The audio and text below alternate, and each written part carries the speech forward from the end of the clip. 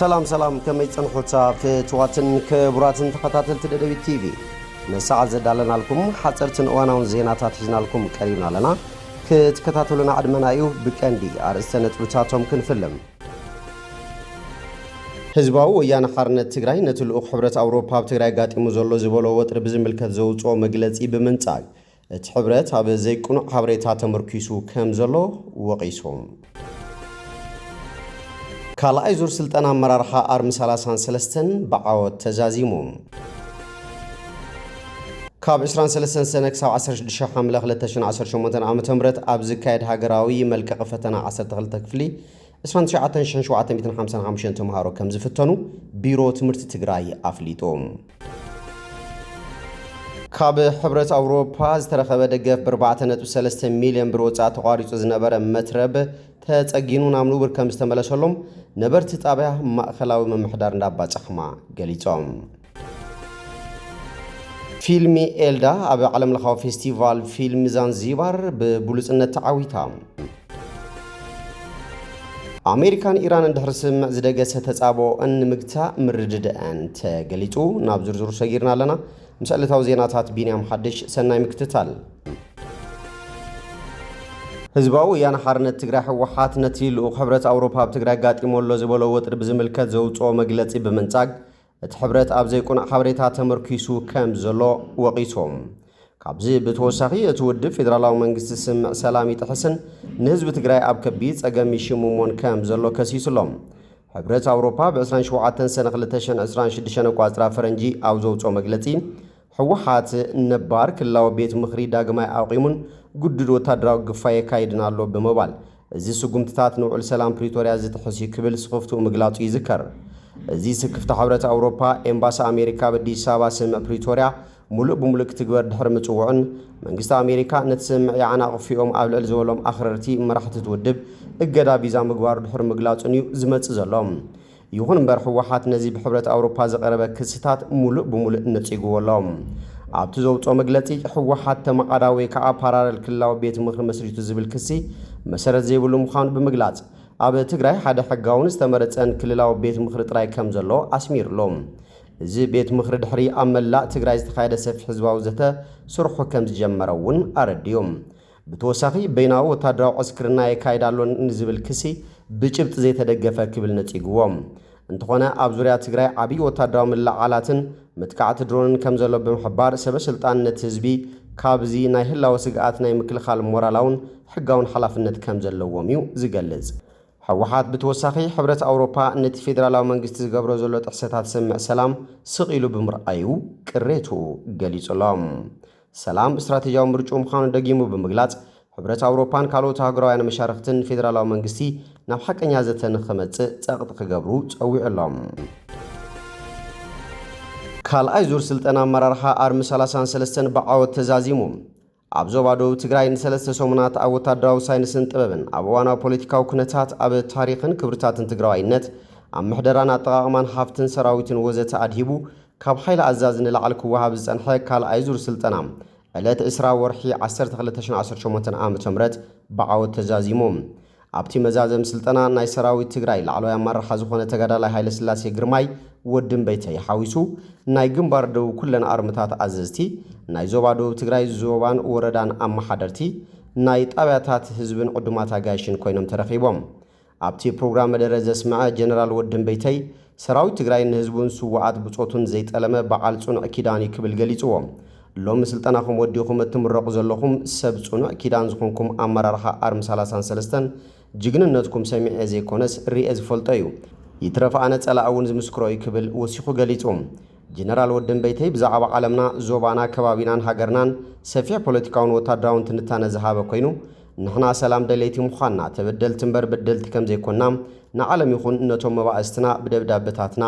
ብመግለጽታትና በኣካል ንዲፕሎማሰኛታት ኩሎም እናገለጽና ከም ዝመጻና ገሊጾም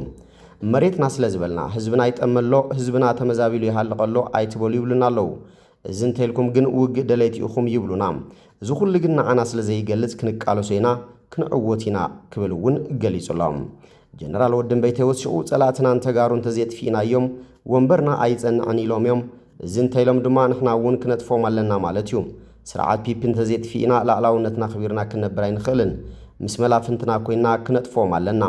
ዕድመን ስትራቴጂያዊ አንፈትናን ጸላእትና ዝነበሩ ፈተውትና ጌርናዮም ኣለና ፈተውትና ጥራዝ ዘይኮኑስ ሓገዝትናን ጠቐምትናን ክኾኑ ጌርናዮም ኢና ክብልውን መብርሂ ሂቦም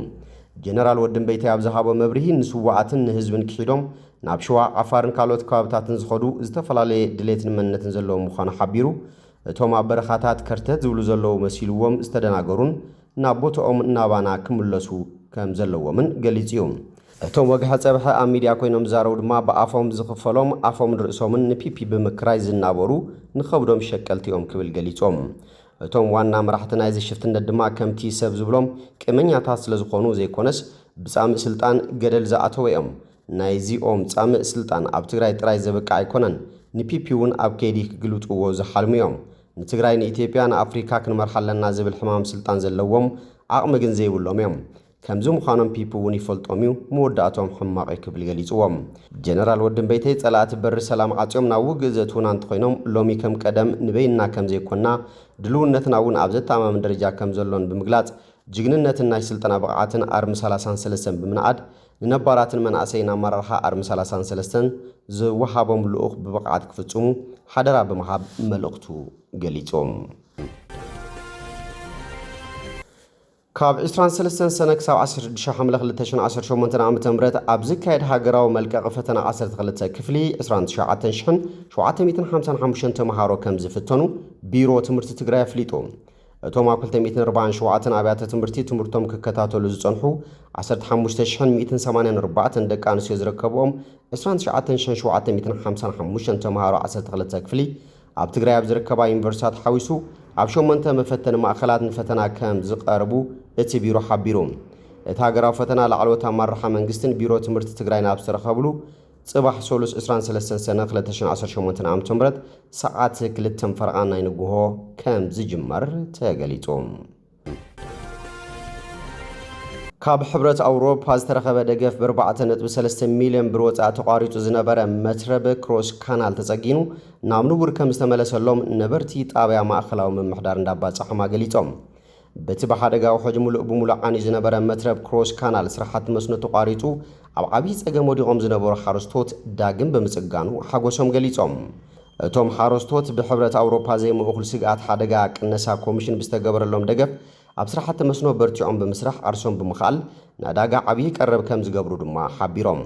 ክኢላ ማይ ሃፍቲ ጣብያ ማእከላዊት ዝኾነት ወይዘሮ ኣሚት ወልደ ሩፋኤል ብሰንኪ ሓደጋ ውሕጅ ተሰባቢሩ ዝነበረ ተሳጋረ መትረብ ንመልማዕቲ መስኖ ሓረስቶት ናብ ዓብዪ ጸገም እትይዎም ነይሩ ሕጂ ሕብረት ኣውሮፓ ብዝገበሮ ደገፍ ብምጽጋኑ ዓብዪ ሓጎስ ተሰሚዑና ብምባል ከም በዓልቲ ሞያ ቀጻለ ደገፍ ንምግባር ድልውቲ ምዃና ገሊጻ ኣተሓባሪ ቅድመ መጠንቀቕታ መምህር ሃይለ ስላሴ ገብረ ኺዳን ክልል ቅድመ መጠንቀቕታ ሓደጋ ስጋኣት ካብ ሕብረት ኣውሮፓ ብዝረኸቦ ደገፍ ናይ ወረዳና ሽግር ብምጽናዕ ዝደገፍ ብምግባሩ ተጠቀምቲ መስኖ ሓረስቶት ካብ ጥሜትን ጸገምን ኣድሕንሎ ንሕና እውን ብወገንና ከምዚ ዓይነት ደገፍ ብምትእላሽ ህዝብና ክንድግፍ ኢና ክብሉ ገሊጾም ከንቲባ ምምሕዳር እንዳባጻሕማ ከተማ ዕዳጋ ዓርቢ ኣይተ ገብረ ተክለ ሃይማኖት 4.3 ሚልዮን ብር ዝወደአ እዚ ፕሮጀክት ንሓረስታይና ነጥበ መቐይሮን ኢኮኖሚያዊ ልምዓትን ንምዕባዩ ብምዃኑ ድማ ንሕና ብደረጃ መሪሕነትን ሙያውን ኣብ ጎን ህዝብና ብምዃን ቀጸልቲ ልምዓታት ብምስላጥ ዘይለምዑ ቦታታት ብምፍታሽ እናደገፍናን እናልማዕናን መነባብሮ ህዝብና ክብ ንምባል ክንሰርሕ ኢና ክብሉ ሓቢሮም ከም ጸብጻብ ጉዳያት ኮሙኒኬሽን እንዳባጻሕማ ፊልሚ ኤልዳ ኣብ ዓለም ለኻዊ ፌስቲቫል ፊልም ዛንዚባር ብብሉጽነት ተዓዊታ እታ ብሃገረ ዛንዚባር ኣብ ዝተኻየደ ዓለም ለኻዊ ፌስቲቫል ፊልም ካብ መላእ ኣፍሪካ ካብ ዝመጻ 20 ፊልምታት ብልጽቲ ብምዃን ዝተሓረየት ኮይና ብተኽለ ገብረ ጻድቕ ተደሪሳ ብኣልኣዛር ኣጽባሓ ናብ ፊልም ዝተቐየረት ብደሳለኝ ባራኸ ድማ ዝተኣለየት ምዃና ተሓቢሮም ኣብቲ መድረኽ ተረኺባ ሽልማት ዝተቐበለት ከያኒት ፍረወይኒ ገብረ ትንሳኤ ጓል ጋዕሲ እታ ፊልም ኣብ ኩነታት ትግራይ ዘድሃበት ባህልን መንነትን ትግራይ ድማ ዘላለየት ምዃና ንቴሌቪዥን ትግራይ ኣብ ዝሃበቶ ቃል ገሊጻ ኣብታ ፊልም ብተዋሳእነት ዝተሳተፈት ከያኒት ፍረወይኒ ኣብ ቅንያት እቲ ፌስቲቫል ብቋንቋታት ትግርኛ እንግሊዝኛን ዓረብኛን ዕዱማት ኣጋይሽን ዳያኑን መብርህን ናሃበትን ባህላዊ ኣልባሳት ትግራይ እናላለየትን ምምጻእ ዝፍለጥ እዮም ኣሜሪካን ኢራንን ድሕሪ ስምምዕ ዝደገሰ ተጻብኦአን ንምግታእ ምርድድአን ተገሊጾም መደበሩ ቨርጂኒያ አሜሪካ ዝገበረ ማዕከን ዜና አክሲዮስ ዘቃለኾ ጸብጻብ ክልቲአን ሃገራት ጽባሕ ሶሉስ ኣብ ኳታር ተራኺበን ንምዝታይ ምርድዳእን ገሊጹ አክሲዮስ ዝተወከሶም ላዕለዋይ በዓል ስልጣን አሜሪካ ሃገሮም ኣብ ልዕሊ ኢራን ተካይዶ ኩሉ ዓይነት ወታደራዊ ምክሳስ ደው ንምባል ምውሳና ገሊጾም እተን ሃገራት ቅድሚ ኣስታት ክልተ ሰሙን ተጻብኦ ከቋርጻ ኢራን ብወሽመጥ ሕርሙዝ ናይ ዝመሓላለፋ መራኸብ ድሕንነት ክትሕሉን አሜሪካ ድማ ኣብ ልዕሊ ኢራን ዘንበረቶ እገዳ ክትልዕልን ምውዓለን ዝፍለጥ እዮም